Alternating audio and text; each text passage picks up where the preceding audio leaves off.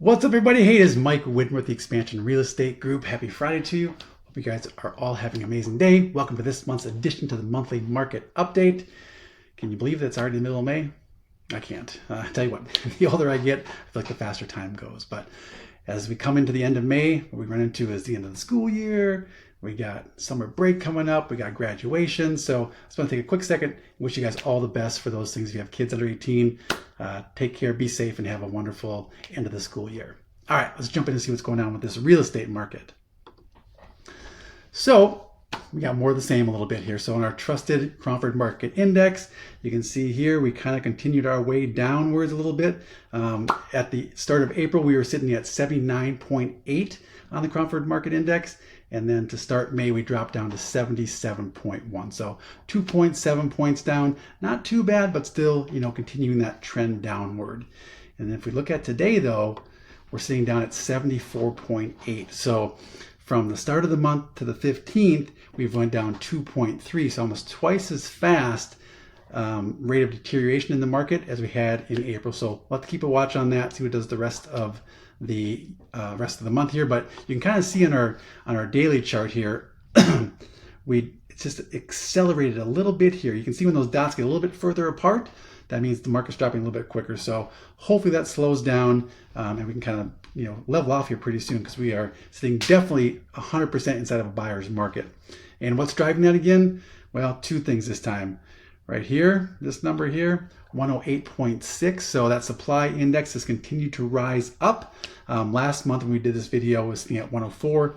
Now we're at 108.6. So again, a nice jump up in that supply index. You can see here it's getting dangerously close to that red mark. Remember that from 90 to 110, that's a neutral market, right?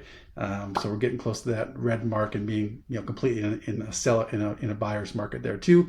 And then actually demand for the first time dropped a little bit. Last month we did this, it was 81.8 and now it's 81.3. So not a huge drop, but again, a little drop in demand with the increase in supply.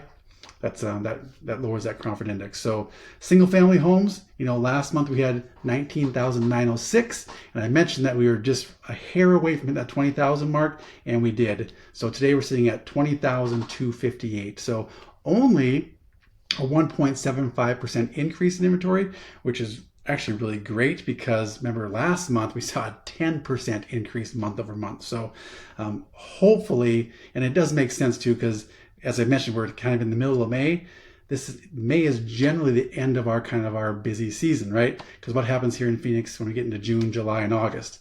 It's hot, right? So not as many people are interested in going out and seeing houses when it's 110 degrees. So we do have a seasonal lull in these summer months, which again isn't going to necessarily help this number at all, or this number. So we'll see though if less sellers put their houses on the market too, so we can get that inventory to kind of either at least level off, if not drop a little bit over the summer. So we'll have to keep an eye on that.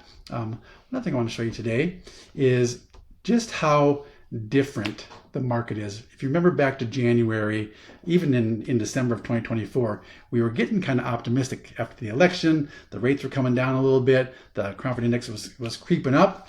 And so this is just a side-by-side of the city Cromford Index. So I give you that kind of overall Cromford Index number just as a gauge of the market, but the Cromford report actually tracks every single city's Cromford number as well. And Chandler's been in the first place for a long, long time, but if you look here, Chandler was sitting at 154 at the start of the year, and they have dropped down to 117. Fountain Hills is at 153, they're 116. You can just see there's a totally different feel in the market, right? Everything was going up in January, and now almost everything is going down. One of the things that happened this month that I talked about last month is, for the first time in a long time, we actually saw prices decrease. So I mentioned that the first part of the month last month that prices had already dropped about 2%. We ended up dropping 3.2% of the median home value. Okay. So that's just, again, it isn't a huge deal, but it is important because prices are going that way. And remember when I always talk about the Cromford Index number, that's a leading measure. The prices come later. So as this Cromford drops and we are in a buyer's market for longer, the more those prices are going to fall along in arrears and kind of catch up to that. One of the reasons for that is you can see here, actually, Queen Creek, Buckeye, Maricopa, all three of those cities increased a little bit, right? So one of the things that's happened in the market is the lower end inventory is starting to sell a little bit, but our ultra luxury market, over $1 million, $2 million, $3 million, $4 million, $5 million, that slowed down a little bit. And again, when we talk about a median sales price, right, that's the middle.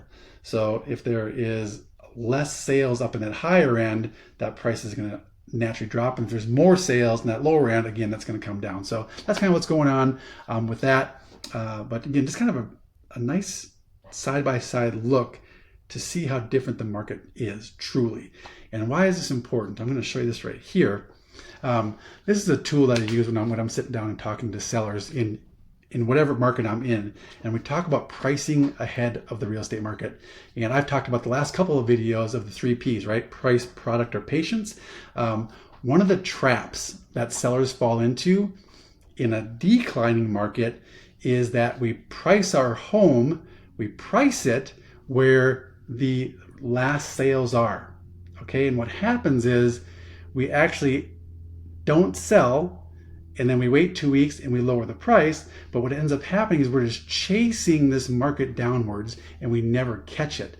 So a secret to selling your house in a market that's declining is you actually have to price it a little bit lower than the last sales, right? It's the total opposite when the market is going upwards. We can actually, okay, my neighbor just sold for 300, the market's going up, I'm going to price that 310, right? And I'm going to drive that market upwards. And that's okay. It works when the values are going up. That does not work when values are going down. So when we sit down at your kitchen table and talk about selling your house, I'm going to show you what the most recent comps are. I'm going to encourage you to understand where the market's going and to price it accordingly, right? Because the last thing anybody wants is to sit on a home for day after day after day, week after week, month after month, and not have it sell, right? It's a terrible thing. So pricing is extremely important in this conversation. Let me close this up here real quick. So I do have some good news, right? A lot of that, again, I don't try to put any emotion to this, right? I just give you the stats. They are what they are. The market's declining. Okay, right? What does that mean? How do we deal with it? But some good stats are that our number of sales, the sales volume, increased year over year 3.7%. And then actually month over month, it increased almost 5%. So we're doing more sales, which is great, right? That's what we need. We need more volume in this market to get things kind of to revved up. And the inflation numbers came in last week and they came in at 2.3%, which is the lowest they've been since 2021. Why is that important for real estate? Because the Fed's target is 2% for inflation.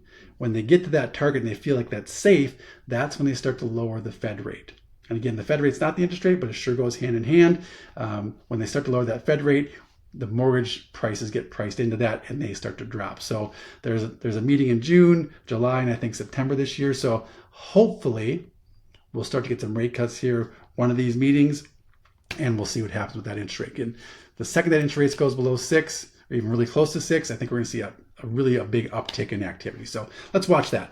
And then the last thing I want to talk to you guys about is there is some real opportunities in the market for buyers, right? So just this week, I sold 2 houses to new builds.